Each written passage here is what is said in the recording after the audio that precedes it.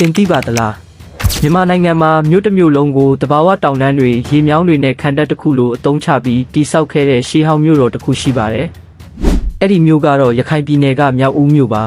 ။မြောက်ဦးဟာ1430ခုနှစ်မှာစတင်တည်ထောင်ခဲ့ပြီးနှစ်ပေါင်း350ကျော်ရခိုင်ပြည်နယ်ရဲ့မြို့တော်အဖြစ်တည်ရှိခဲ့ပါတယ်။အံ့ဩစရာကောင်းတာက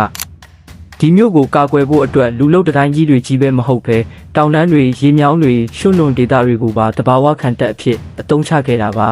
။ UNESCO ရဲ့မှတ်တမ်းအရမြောက်ဦးရှေးဟောင်းနယ်မြေထဲမှာ15ရာစုနဲ့16ရာစုအတွင်းတိစောက်ခဲ့တဲ့ဗုဒ္ဓဘာသာအဆောက်အအုံ200ခန့်ရှိခဲ့ပါတယ်။ပြီးတော့ဒီမြို့ဟာအဲ့ဒီခေတ်ကဘင်္ဂလားပင်လယ်အော်ရဲ့ကုန်သွယ်ရေးနဲ့စစ်ရေးမှာအရေးပါတဲ့နိုင်ငံတစ်ခုဖြစ်ခဲ့တာပါ။ဒါကြောင့်မြောက်ဦးဟာဖျားပထိုးတွေရှိတဲ့ရှေးဟောင်းမြို့တစ်ခုလည်းမဟုတ်ပဲခေတ်ဟောင်းကာလတစ်ခုကမြန်မာနိုင်ငံရဲ့အံ့ဩစရာမြို့ပြနဲ့ခံတပ်တည်ဆောက်မှုနည်းပညာကိုပြသနေတဲ့နေရာတစ်ခုပါ